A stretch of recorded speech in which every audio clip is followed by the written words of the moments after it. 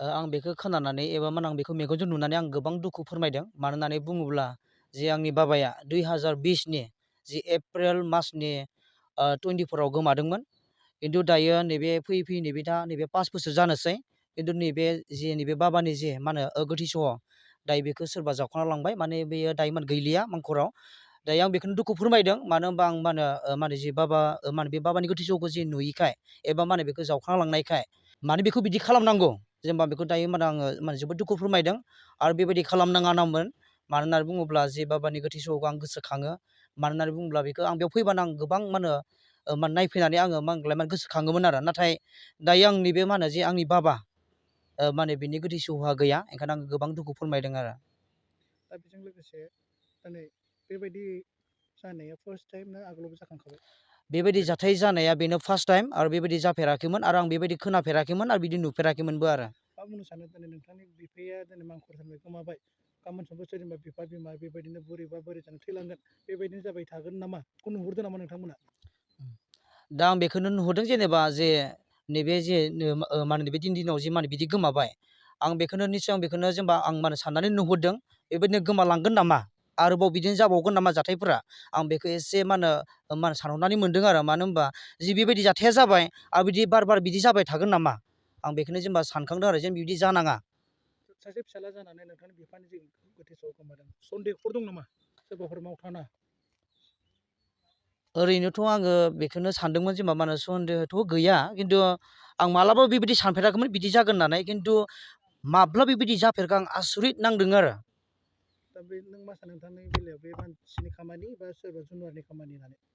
ओरैनोथ' बियो मानसिनि खामानिसो बेयो। मानो होनबा बे जुनारनि खामानि नङा आरो बेयो। मानसिसो बेखौ जावखांना लांदों आरो।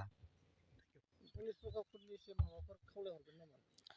ओरैनोथ' जोंनि न'खरनिफ्राय मा होनो पुलिसनिफ्राय जेबो खबर हरनाय जायाखै। खिन्थु जोङो मण्डलि हिसाबै जोङो मा होनलाय जों खबर हैनाय जाबाय आरो पुलिसनिसिम। बिनि बेलायाव आङो जोबोद दुखु मोनदों। आङो बे आंग्राजुलि बापटिस्ट चार्चनिनो आङो पास्टर।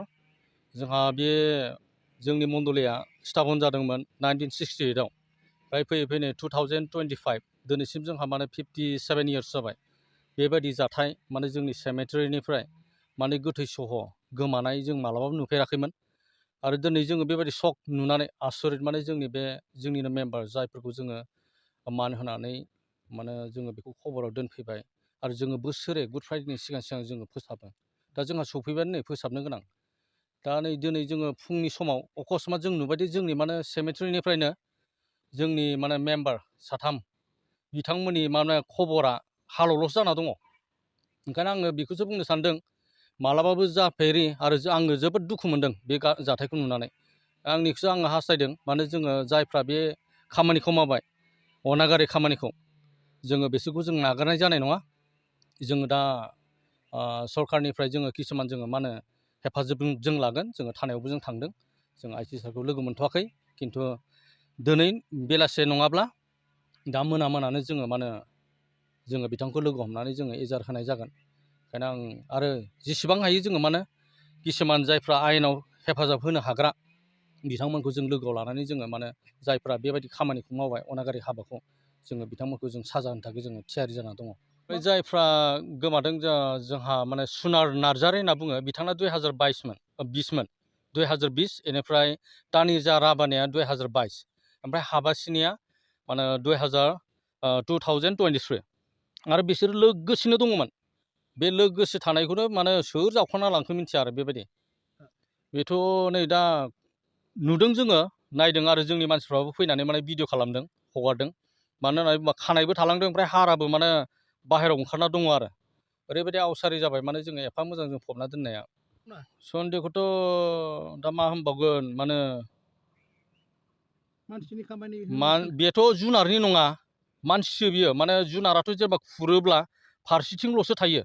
खिन्थु ओरैबायदि मानसिनिया जाबाय जावखांनानै साइड दोनो। दा बिदि जावनानै ओरै दोनदों हाखौ ओमफ्राय आरो ओरैथिं दोनदों आरो। दा जुनारनिब्ला मा खुरनाय जागौमोन ओमफ्राय फिसा जागौमोन दन्दर। ओमफ्राय जिथिं माने आथिंजों जोगार हरो बे आलादा जायो आरो जुनारनिया। खिन्थु बे मानसिनि हाबासो आरो। दा सोर नुसनखो बे खामानि मावनायखौ? बेखौ जोंहा नैबे फंबाय उइलियाम बसुमतारी बिथाङानो नुफैदों। दहाय फुङाव आङो बे जोंनि बे रायजोनि बे गोथैसालि बेखौहाय आङो सम सम फोसाबग्रोबाय थायो। बेनिफ्रायनो दिनै आं बेखौ एवफैदोंमोन हाग्राखौ। आरो एवफैनायाव नुनो मोनबाय जे 3 गोथै सहखौ जावखांनानै लांदों आरो। खानाय दङ सायाव, बेगें दङ आरो खर'खौ लांदों, बेगेंखौ लांदों। खिन्थु किसुमान बुस्थु खानायफोरखौ लाङाखै आरो। बेनिफ्रायनो आं फुङाव बेखौ नुनानै आङो रायजोनि मानसिफोरखौ लिंबाय आरो खबर होथिंबाय। बेनिफ्रायनो रायजोआव बिदिनो दावराव जाबाय। दासिम बिदिसिम सफैबाय आरो मेडिया सिडिया सफैनायसिम।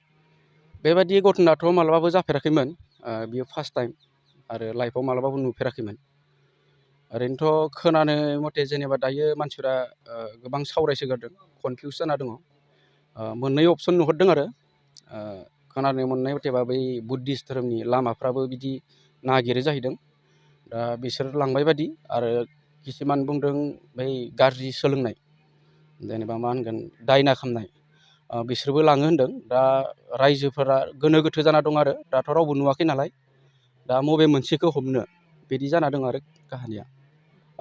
बेथ' जोबोद दुखुनांथावना जाहैबाय। खारन मानो होनबा जोंनि रायजोआवनो जाबाय नालाय आरो बिदि जाथावै घटना बियो मोनसे। आरो जि जादों गाज्रि जादों। खारन बेयाव जायफ्रा दं थैलांबाय बिथांमोनखौ जों सनमान होनानैसो बेयाव जोङो फबफैनाय जायो। आरो बे गोथै सहखौनो जुदि जावखांना लाङोबा, हमना ला जेनेबा सोरबा बेफारखौनो खालामबाय, बे जोबोद गाज्रि जाहैबाय। बा गाज्रि सोलोंनायफोरानो लांबाय, जेनेबा बेबो गाज्रि जाहैबाय। बिनि थाखाय जोंनि थाखायथ' जोबोद दुखुनांथावना। बेखौथ' जेनेबा जोंबोथ' दायो गामि ओनसोलावनो थानाय।